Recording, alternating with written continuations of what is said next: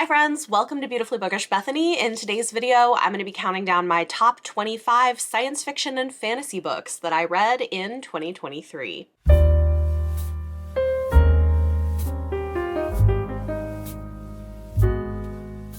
If you're new here, I read a lot, over 400 books a year, and sci-fi and fantasy are among two of my favorite genres. There were so many great books to pick from, but these were my top 25 of the books that I read in 2023. Some of these came out in 2023, some of these didn't, but we're gonna start at number 25 and work our way up. Coming in at number 25 is a series of books that I did a read-along for, and these were rereads, but I had such a good time with them, I wanted to throw them in here. This is the first one of the Circle of Magic books. We did read-alongs with live shows on my channel. They are criminally underrated middle grade fantasy books by Tamara Pierce, and I absolutely love them. It was really fun getting to introduce more people to them. We read all 8 books in the first 2 quartets throughout the year, and it was just a lot of fun. I absolutely love these. They have great relationships, an interesting magic system. They're really thoughtfully written in terms of the topics that they're tackling. Just a really amazing series that needs to go back into print. They're out of print from Scholastic, and it is criminal. They need to get them back in print. I loved them. Number 24 is my favorite of the Star Wars books that I read in 2023. I'm a longtime fan of the Star Wars films, but I wanted to try getting into some of the books, and so I did a whole vlog project for that this year. But my favorite of the bunch was Thrawn by Timothy Zahn, and I just thought this was fantastic. Thrawn is an interesting character because he's a villain, but not exactly evil. He's kind of making the best of a bad situation, and I think this is so compelling. The character work is incredible, and the way it links to the wider universe is also quite interesting. So, favorite Star Wars book, and this is one that I think if you're interested in getting into the Star Wars universe, this could be one to try. Number 23 is A Stranger in the Citadel by Tobias S. Bucknell. This was really interesting. It's sci-fantasy that had some unexpected twist to it. What to even say about this, because I don't want to spoil anything. I'm going to read from my review for this. It's a sci-fantasy novel following a royal young woman whose life is upended when a stranger carrying a secret book shows up in her city. Where the rule of the gods is you shall not suffer a librarian to live, Lilith is playing with fire trying to save the man's life. This is both a coming-of-age story and a novel about access to information, reading, and writing. It was fast-paced, didn't go where I expected, and had a fantastic ending. It came out from a small press, so it's not one I've heard a lot of people talking about, but it's really good. Number 22 is The Adventures of Amina El Sarafi by Shannon Chakraborty. I really enjoyed this. Also, this book, so gorgeous. I got it from the UK, and it's like really beautiful. This is the start of a new series from an author that I really love that is fantasy inspired by the history of the Middle East, and it's following an older woman character who's like in her 40s and a mother who's a former pirate who for reasons has to return to her pirating ways, and I just had a really good time with this. I'm also kind of a fan for older mom characters in fantasy. I just think it's cool. It's not something we see a lot of, and yeah, I thought this was great, and the book itself is beautiful. Number 21 is The Warden by Daniel M. Ford. This was delightful and surprisingly cozy given the way it was pitched. This was originally pitched to me as Twin Peaks with magic, and I was immediately sold. And I kind of see where they were going with that, but I actually don't think that totally gives the vibe of this book. I would call this a cozy or cozy adjacent fantasy following a sorceress who is assigned to a crap job once she graduates in this rural town, and she has to take care of the townspeople and manage things that come up. She's also bisexual, and there is a sapphic romantic subplot. I really enjoyed this a lot. I look forward to reading more in the future, but I would say that it is similar to Twin Peaks in terms of weird stuff happening in a small town, but it's less creepy and more cozy. So if that sounds up your alley, definitely go check it out. Coming in at number 20 is Tress of the Emerald Sea by Brandon Sanderson. I really enjoyed this when I was first reading it, and it's remained even more fondly in my memory. He wrote this for his wife, and it's a little bit inspired by The Princess Bride, but sort of like, what if Buttercup went off searching Wesley instead of waiting at home? Of course, in a very different fantasy world. I loved this. I feel like it's very charming and cozy. It feels timeless in a way that you could reread or share with your kids. I think it's really delightful. It's another one that I would say leans a little bit on the cozy side, is maybe cozy adjacent, and I've been loving cozy fantasy having such a moment this year. Number 19 is Six Crimson Cranes by Elizabeth Lim. This is a YA fantasy novel that's retelling a folktale. I'm not super familiar with the original tale, but it's got a girl whose brothers are cursed and turned into cranes, and she's also cursed and has to figure out how to break it. This went in directions I wasn't expecting. I just thought the character was so compelling. The plot was really interesting. The world was really interesting. We get so many fairy tale retellings in YA that sometimes I hear about it and I'm like, yeah, okay, whatever. But this one I think is incredibly well written, and I really want to pick up the sequel. Very much enjoyed this. Number 18 is a book that I read to my kids and then they sort of destroyed it, so excuse the terrible condition of it. But this is The Wild Robot by Peter Brown. This is so good. It's middle grade, and I would say lower middle grade science fiction, following a robot who ends up crash landed on this deserted island populated with animals, and then the robot ends up befriending the animals and adopts a little baby bird. And it is absolutely the sweetest and most charming story. It does have sci-fi elements. There are places where we get to see the fact that this is kind of a somewhat, I would say, dystopian future Earth, but it's very focused on the characters and Roz, our robot. I love this. It's the first in a 3-book series. I haven't read book 3 yet, but I loved books 1 and 2, and this had to make my list of best sci-fi for the year. And this is one of a few middle grade novels that made my best sci-fi fantasy. I feel like this year I've read some really fantastic books targeted at younger audiences, and if you haven't tried The Wild Robot, I would really suggest it. And I feel like the writing on this is simple enough that younger readers are able to pick it up fairly well. So Wild Robot. Coming in at number 17 is another middle grade book. This is Just a Pinch of Magic by Alicia Dow, and it's another one that I would call more cozy fantasy. It follows 2 young girls in a small town. One of them comes from a family with baking magic, and she's trying to find a way to save her family's bakery and save the town from a curse that everyone blames her mom for bringing to the town. And then this new girl who has her own issues that she's dealing with and is trying to figure out what her magic even is. Meanwhile, their dads seem to be developing some interest in each other. This was really cute and sweet, and I could see her writing more in this world. It would be delightful. So if you haven't tried Just a Pinch of Magic, really great, cozy middle grade fantasy. Coming in at number 16 is a classic that I don't think a lot of people have read. Thank you to Leanna for putting this on my radar. This is Lead in the Mist by Hope Muir Lees. It came out in the early 1900s, and it is an example of pre-Tolkien fantasy written by a woman with fae mythology and this weird, eerie small town mixed with mystery elements to it. I loved it. It definitely reads older. It reads like a classic, so I think the writing might put off some people who prefer things that are more modern, but if you don't mind reading something that was written in the early 1900s, I think this is beautifully written. It's really compelling. Also, I just think there's really well-drawn characters that feel like the different kinds of people that you would encounter in a small town. It's talking about bureaucracy and governance, but it's also got fae magic, and I just really loved this a lot.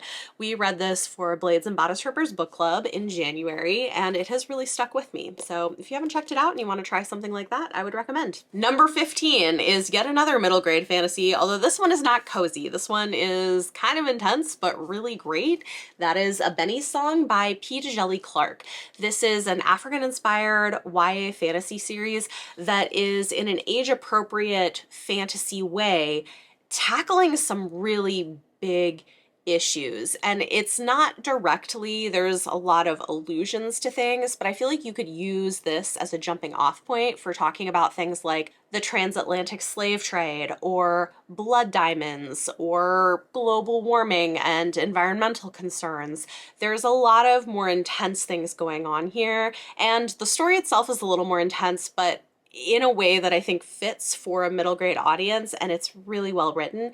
It follows a young girl who is the only person left after all of the children and some other people are stolen from her town, and she gets rescued by this magical old woman and ends up going on a quest to try to figure out what happened and see if she can save her loved ones, and I really liked it a lot. There will be more in the series, and I'm excited to see what else we get from this author. I think P. Djeli Clark is just an incredible author across the board, and if you were wondering if his middle grade work is good, I would say it is. Number 14 is a modern genre classic, I guess you could say. This is Kushis Dart by Jacqueline Carey.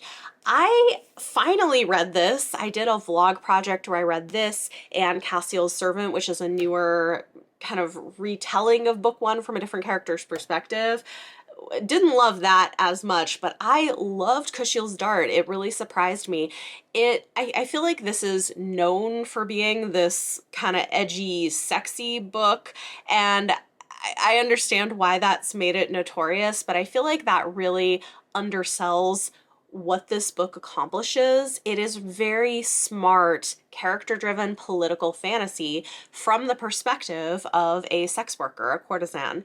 And yeah, it has like kinky sex stuff in it, but also it's done in a way that is supposed to be telling you something about not only who the main character is, the perspective that we have, but also the world and the way that this world thinks about sexuality and spirituality in ways that might differ from our own, and the way that sex and power have this interplay. I think it's really smart. It's beautifully written. I loved it. So, you know, there are some intense scenes for sure, but I feel like the way a lot of people talk about this book just undersells what this book accomplishes and why it's such a classic that continues to like live on. So I finally read it. I need to finish the rest of the series this year. I feel like that should be a goal of mine, but Kushis Dart was definitely a fave. Number 13 is a YA science fiction novel that I haven't heard a lot of other people talking about, and this was so good. This is Star Splitter by Matthew J. Kirby.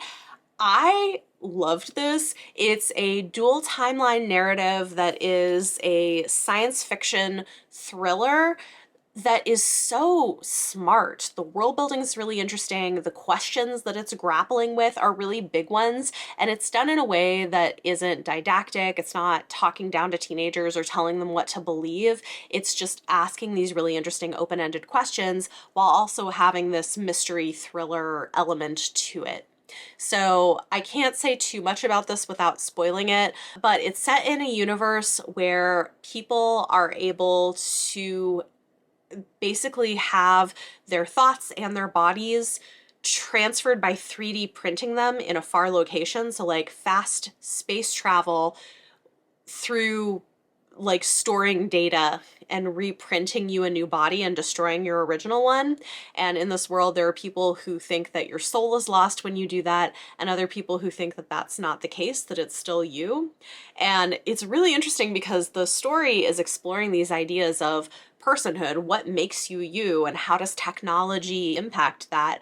It follows this teen girl who is having this done to her to go and meet her parents who have been gone for a decade on this spacecraft, but she wakes up on this planet alone. There's graves outside. She doesn't know what's going on and has to like try to regain her memories, sort of. But again, it's a dual timeline narrative. I loved this. I think it's fantastic and one of the best YA sci-fi books I've read in a while. So definitely would recommend. Number 12, I have a copy of somewhere and I cannot for the life of me find it. So it's somewhere in this house. I don't know why. Why it's missing, but this is Rose House by Arkady Martine. This is a sci-fi mystery novella that's really interesting and eerie. I love Arkady Martine's writing. I'm gonna read whatever she puts out if I'm being honest. But this is about a kind of unusual architect and his estranged former mentee, and he had this smart house that he built in the middle of the desert, and in his will he left all of his notes and information in this house, with only the estranged mentee being the person who's allowed to go into the house for 4 days once a year. And she kind of wants nothing to do with it, but then she gets a call that they think there's a dead body in the house and she needs to go figure out what's going on. So it's weird and interesting, and the writing is so evocative, and I absolutely loved this. It's a weird little novella, but fantastic. You can't get physical copies anymore because they were a limited edition, but you can get the ebooks, so I would suggest this if you want an interesting kind of weird sci-fi novella. Coming in at number 11 is What the River Knows by Isabel Ibanez. I thought this was so good. It is a debut YA historical fantasy mystery. I think it's really interesting. It was pitched as The Mummy meets Death on the Nile, and I kind of get where they're going with that. It's set mostly in Egypt, and it follows a young woman who travels there from South America because her parents, who had been there as archaeologists, have apparently died, and she wants to find out what actually happened to them. There is magic in this world though, which is really interesting, and I think this book does a fantastic job of giving you the mystery and the adventure and the history of ancient Egypt, but while commenting on the problems of colonialism and the taking of historical artifacts from their host countries and things like that. So kind of the best of both worlds, really interestingly written. It's definitely YA. There's like a, romance subplot, and we have a spunky heroine who is going to do whatever she wants to do regardless of the consequences. I thought it was really fun, really well written, and I look forward to reading book 2. Definitely would recommend. I gotta change the battery and then we'll be back with the rest of the books. We are back with my top 10 favorite science fiction and fantasy books of 2023. Coming in at number 10 is Mammoths at the Gates by Nevo. This is a novella in the Singing Hills cycle, and I loved it. I think this is probably my favorite novella. The whole series is great, but this one is wonderful. It follows Cleric Chi returning for the first time in many years to the Singing Hills Abbey where they grew up. And this is a novella that is dealing both with grief and with the experience of returning home when you are a different person and you don't quite fit who you used to be or who people expected you to be. And it's so compelling and able to do it in not a lot of pages. I absolutely loved it. I think this whole series is phenomenal. Recommend all of them, but I think this is my favorite so far. Coming in at number 9 is the first of 2 Octavia Butler books, because I am a Octavia Butler stan. This is Wild Seed. I thought this was so fascinating. It is science fiction that is also reimagining history. So this is set beginning, I think, in like the 1700s, and it reimagines the issue of racism and the transatlantic slave trade, but with the integration of these immortal beings. And so we're following over many years a woman and a man who are sometimes rivals, sometimes lovers, who are both immortal and want very different things. And there are a lot of really disturbing things in books, and I think Octavia Butler often puts things in on purpose because she's trying to be not just shocking on its own, but thought-provoking and exploring difficult issues that we might ignore. So I loved this. I think it was really fascinating what she was trying to do with it and what she was trying to say. I love her writing so much. It's amazing. Number 8 is the last of the middle grade books on this list, and that is The Girl Who Drank the Moon by Kelly Barnhill. I was so blown away by this. I don't know that I would have picked it up on my own, but my patrons wanted me to read it for a vlog, so I did, and it is beautifully written. I see why it was such an award winner. While the story that's being told is for a younger audience, the actual prose is just so gorgeous, and there's so much layer to the meanings of what it's exploring. I just thought this was, beautiful, sad at times, but hopeful and really lovely. It follows this town where, for reasons, every year they because they think they have to, sacrifice an infant to the Witch of the Woods. Little do they know there is an old woman who's kind of a witch, but she keeps finding these babies and doesn't know why, and then goes and tries to find homes for them and feeds them starlight until she can find a home for them. But one year there's an unusual girl, and the witch saves her and accidentally feeds her moonlight instead and ends up bringing her up as her own daughter. And things kind of go from there. So yeah, this was an incredible book. Absolutely loved it. Also, some of the side characters are so charming. It took me by surprise how beautiful it was. Really good. Number 7 is Nona the Ninth by Tamsin Muir. I loved the Locked Tomb series, full stop, but Nona might be my favorite book. I don't know, it's between Nona and Gideon for me.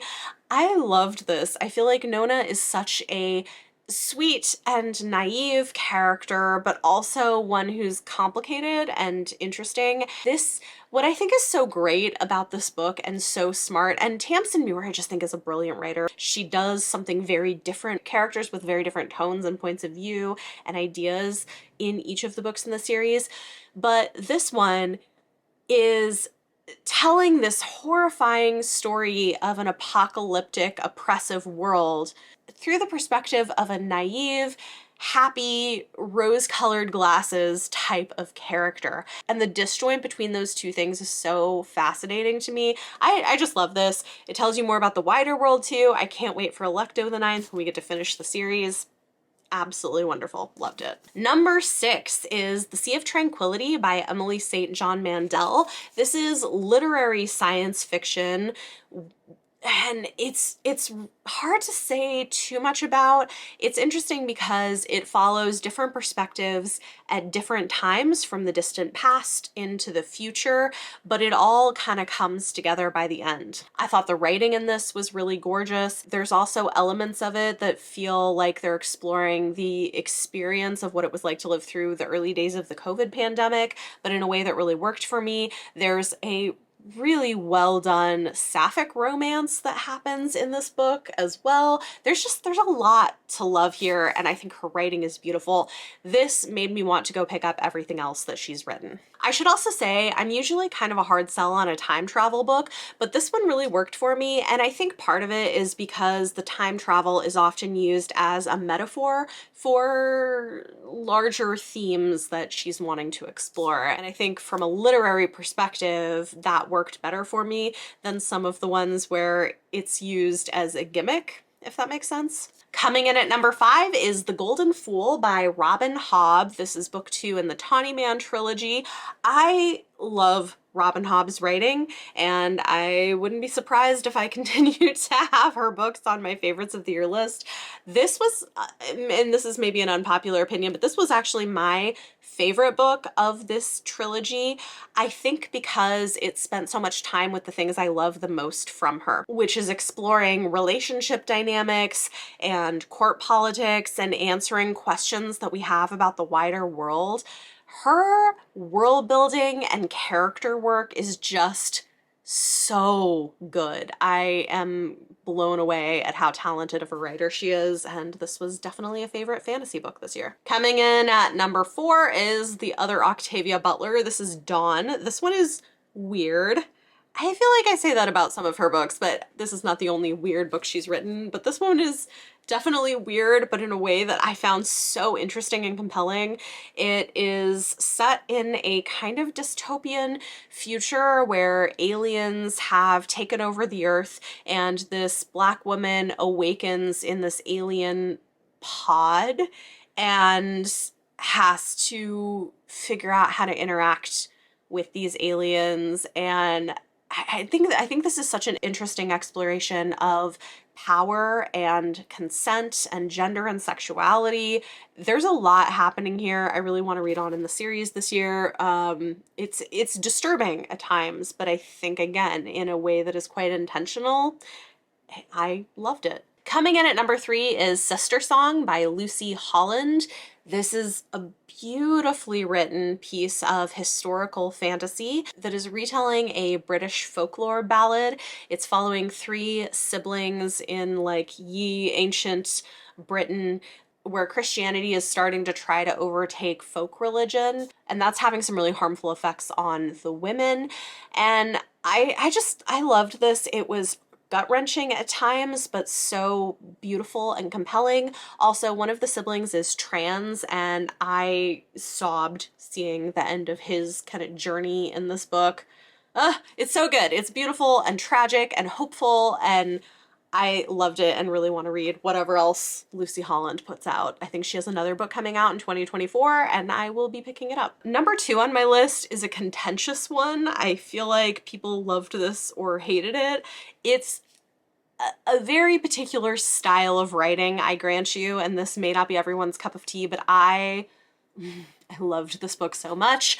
That is The Last Tale of the Flower Bride by Roshni Chokshi. This is a gender-flipped retelling of a kind of dark folktale. It's got multiple timelines. It's got a very messy, maybe even toxic, intense female friendship that's maybe more than friendship, and dark secrets that are uncovered.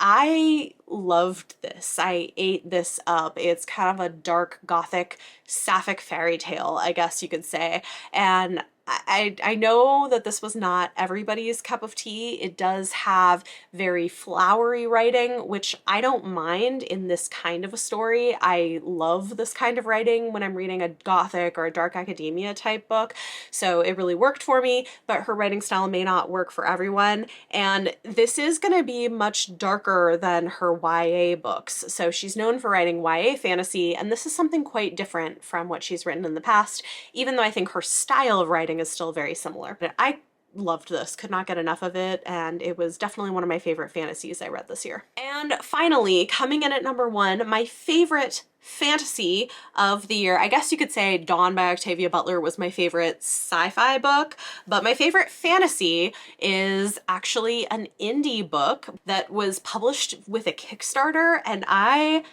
loved it. This is Outlaw Mage by K.S. Vioso. Listen, I was so impressed with this, and I've got to tell you, this book took me such a long time to read. It took me like a month to get through it, but not because it was bad. I was loving it every time I was reading it. It's just the plot is so dense and there's so much happening. It's so rich. I couldn't read very much at once. I would read like a couple chapters at a time and put it down and come back to it. But every time I read it, I was so into it. And I don't usually read books like that, but I think this really worked for me. You know, I can't say too much because it covers so much ground in terms of what happens in this book.